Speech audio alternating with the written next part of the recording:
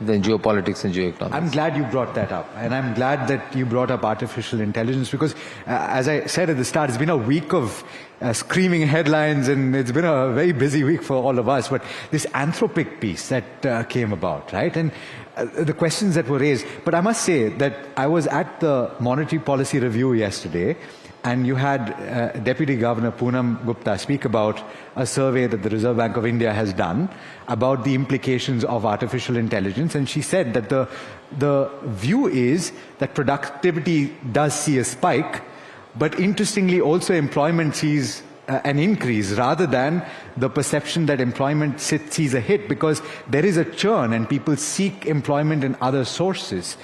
Your opinion on this topic that we're talking about, inclusivity, in the context of building strength and Atmanirbharta, and also building for the world? Because I've read conversations that you've had in the past, and you speak about the importance of labor-intensive sectors and giving them support, creating jobs through manufacturing.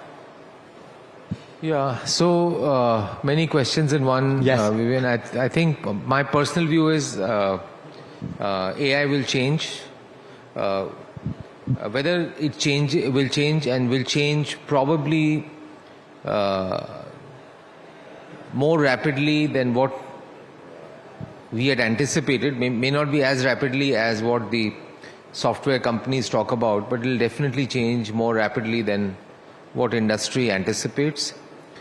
Today, if I was to go to any corporate, if I was to sit within EY, if I was to look at how we are doing work, it'll be really stupid for me not to think of how AI would challenge what we are doing. So whether we are doing consulting work, whether we are doing tax work, whether we are doing compliance work, I think fundamentally, if we don't change, someone else will come and change it. And that means that a lot of manual, repetitive, process-related work, even work where you had to, I mean, even on the legal side, on other areas, things that took hours or days to do are done in a matter of minutes.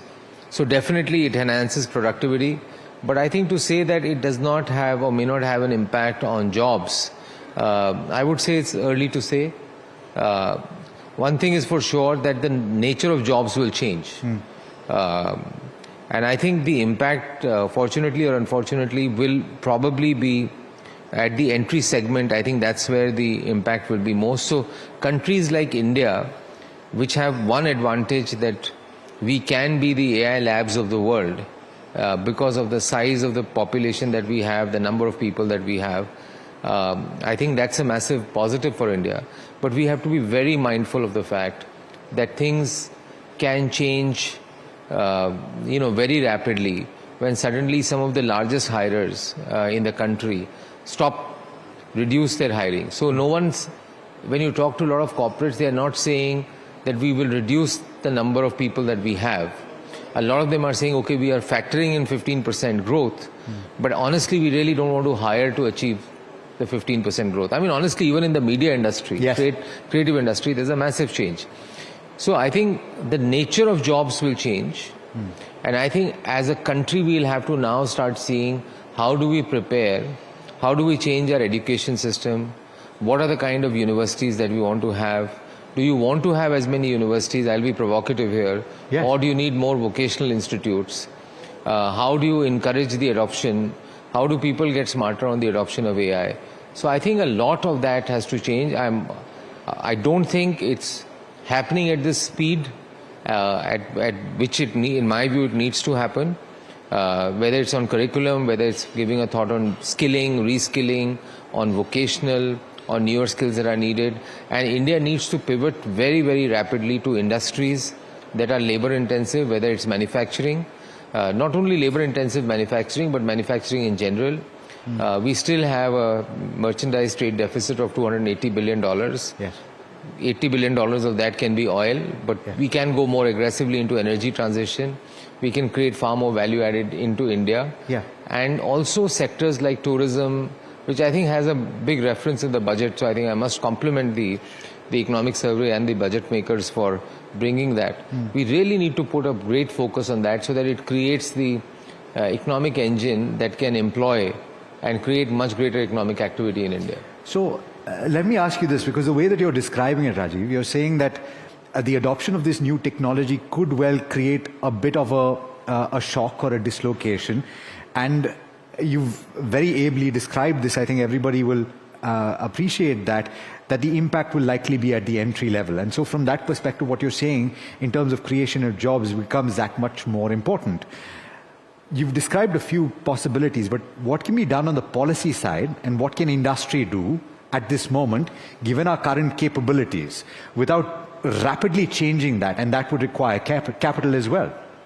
See, I think from a policy standpoint, there are 2-3 things. One is India cannot shy away from adopting AI at full scale. So I think whether it's government, whether it's industries, the infrastructure that's required, I think that we need to do. Data centers, I mean, AI, the growth of AI depends largely on, or data centers depends largely on data and energy. One search on ChatGPT consumes 12 times the amount of energy one search on Google does. So that's the number that we are talking about. And I think sooner or later, many countries where the energy cost is high, they will not be able to build the data infrastructure that's required. In US, the energy cost is 18 cents. In Europe, it's even higher than 18 cents. In Middle East, it's 4 cents. India will be 7-8 cents. So I think India, given the data that we have, given the amount of the energy cost and the efficiency and energy cost, especially if you are able to rapidly transition to on energy transition, we can do very well. So if I just use